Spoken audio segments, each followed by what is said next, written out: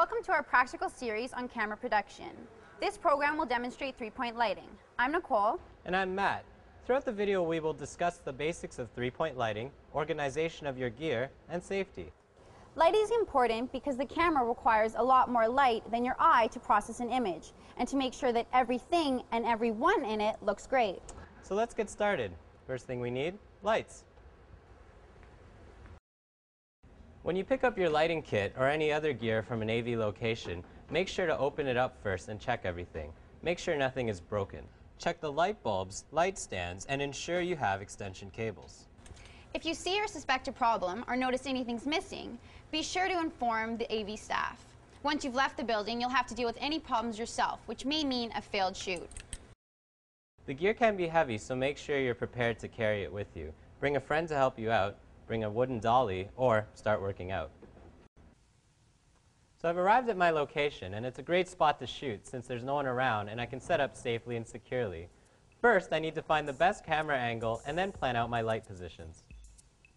In three-point lighting, there are three lights: a key light, a fill light, and backlight.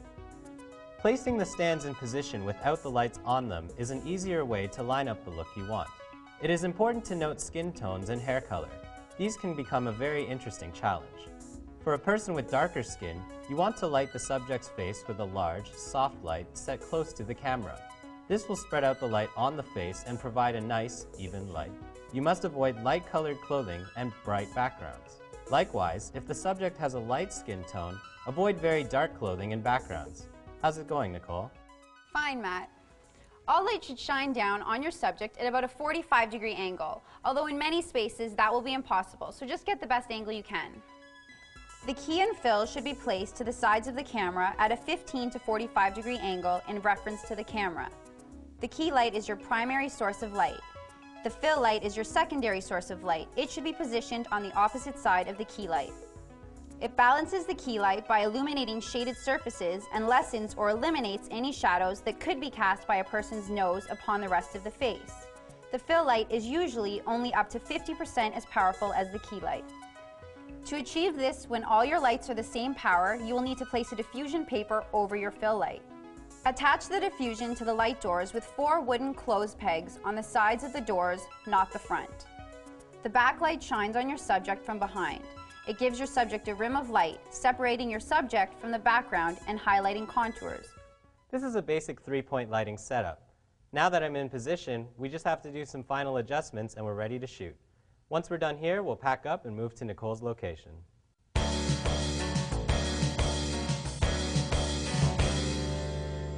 I'm in a hallway. It's a bit small, but a typical space that you will be faced with.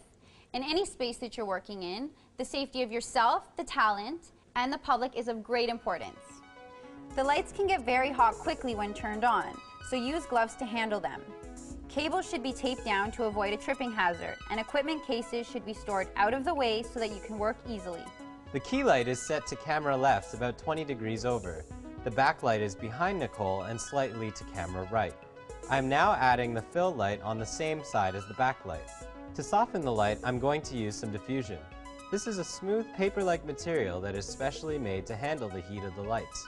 For added effect, I'm putting a piece of amber color gel on the backlight. This will create some nice highlights in Nicole's hair. For people with darker hair, you could use stronger colors. So, three-point lighting is an even style of lighting that casts few shadows and allows the subject to be seen more clearly. It uses back, key, and fill light as well as diffusion to soften the light. The key light is your primary source of illumination. The backlight helps to outline the subject and separate them from the background, and the fill controls shadows. Always unplug your lights and allow them to cool before packing them away. Remember, safety is a very important part of your shoot.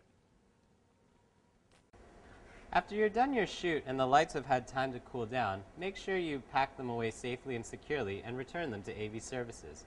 If you had any problems with the lights during your shoot, make sure to report it to the AV staff.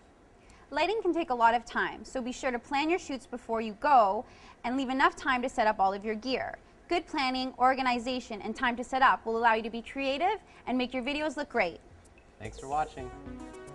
I can't believe you got somebody to help you carry everything.